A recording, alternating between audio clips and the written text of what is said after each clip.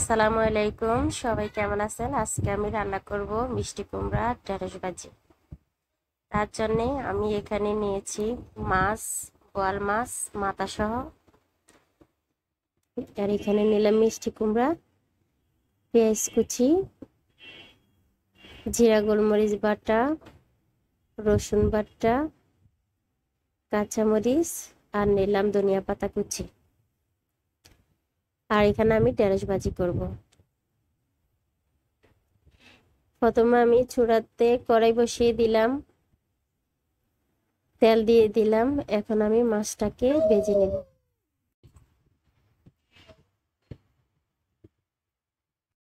মাছের কড়াইটাকে আমি অন্য চুলায় নিয়ে গেলাম, আর এদিকে আমি মিষ্টি কুমড়ার জন্য মশলাটা কষিয়ে নিব। তার জন্য আমি দিয়ে দিলাম পেঁয়াজ কুচি। পেঁয়াজ কুচিটাকে আমি হালকা করে একটু ভেজে নেব। দিয়ে দিলাম আমি রসুন বাটা, এখানে 1.5 টেবিল চামচ, জিরা বাটা 1.5 টেবিল চামচ দিয়ে আমি ভালোভাবে নেড়ে চেড়ে নেব। দিয়ে দিব আমি মিষ্টি কুমড়োগুলো।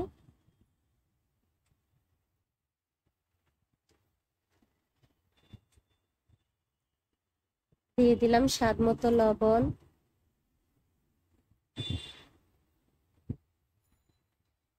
দিয়ে দিলাম আমি 1 টেবিল চামচ হলুদ গুঁড়ো, 1/2 টেবিল চামচ মরিচ গুঁড়ো। আপনারা কমিয়ে বাড়িয়ে দিতে পারেন মরিচ গুঁড়ো। এখন আমি কষিয়ে নিব কিছুক্ষণ।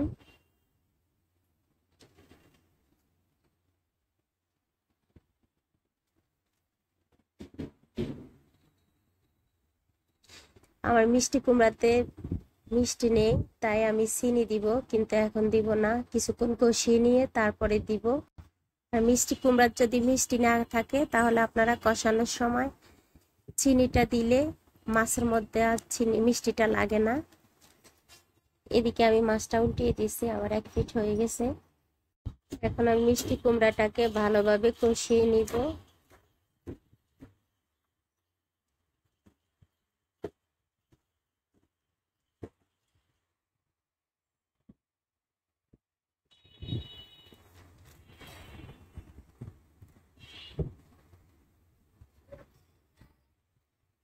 আমি ঢাকনা দিয়ে দিয়ে কষিয়ে নিব।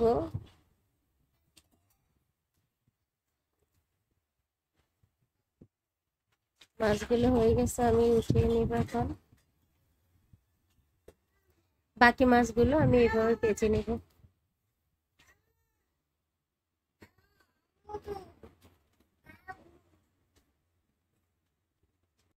এদিকে আমার মাছটা হতে থাকুক, আর অন্যদিকে আমি মিষ্টি কুমড়াটার মধ্যে দিয়ে দিলাম 1 টেবিল চামচ চিনি।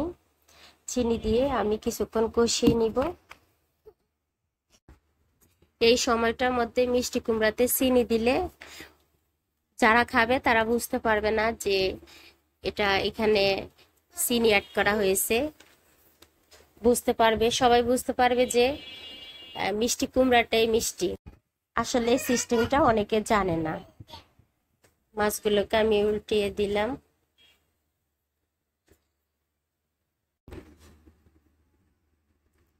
আমি এখন মিষ্টি কুমড়ার মধ্যে দিয়ে দিব পানি।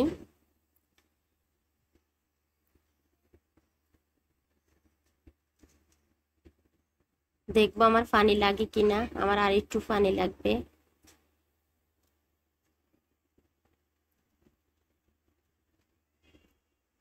আমি এখানে 2 মগ পানি দিয়েছি।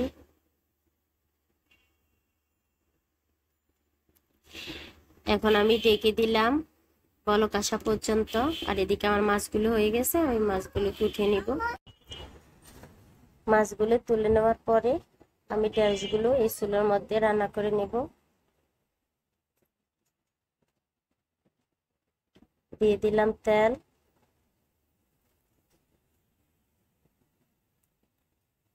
আমি এখানে পেঁয়াজ কুচি দিয়ে দিলাম 1 কাপের মতো। যখন কোনো ভাজি রান্না করতে যাবেন তখন একটু পেঁয়াজটা বেশি দিবেন। আর দিয়ে দিলাম কাঁচামরিচ। আমি এখানে আর অন্য কোনো মশলা দিব না, কাঁচামরিচ পেঁয়াজ দিয়ে রান্না করব, আর লবণ হলুদও দিব না।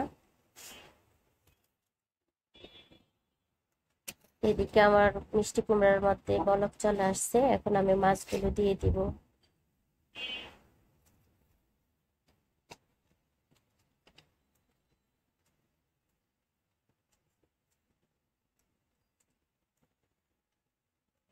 এখন ঢাকনা দিয়ে দিব।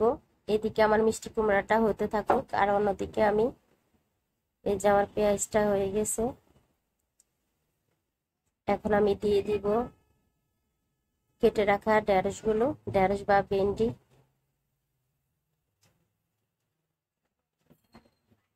আমি এগুলা গোটা ধুইলাম, তারপরে কাটলাম।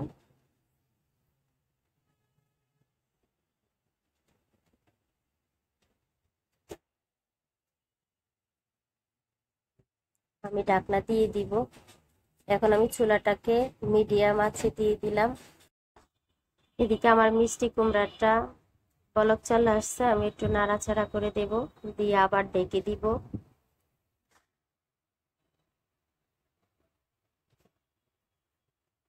চুলাটা একটু মিডিয়াম আঁচে দিয়ে দিলাম।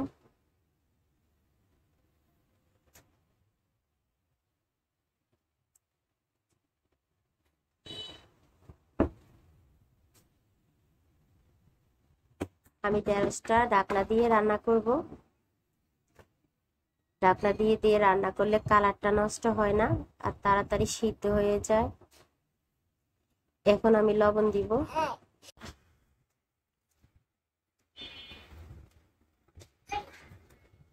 কিছুক্ষণ নেড়ে ছেড়ে দিয়ে আমি আবার ঢেকে দিব।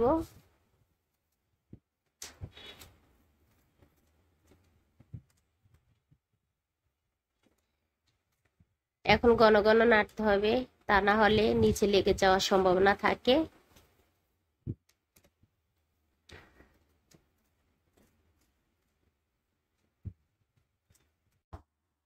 এই যে আমার মিষ্টি কুমড়াটা হয়ে আসছে, এখন আমি দিয়ে দিলাম কাঁচামরিচ।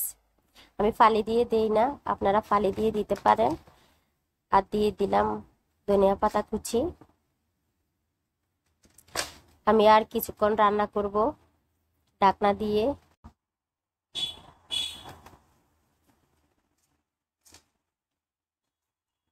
এদিকে আমার ঢেঁড়স ভাজিটা হয়ে আসছে।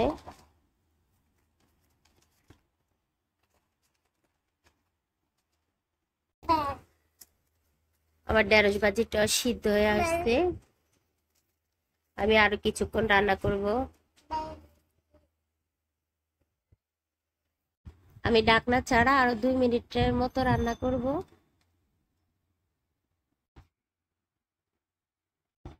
এই যে আমার ঢেঁড়স ভাজিটা হয়ে গেছে, আমি এখন এইভাবে উল্টিয়ে দিব।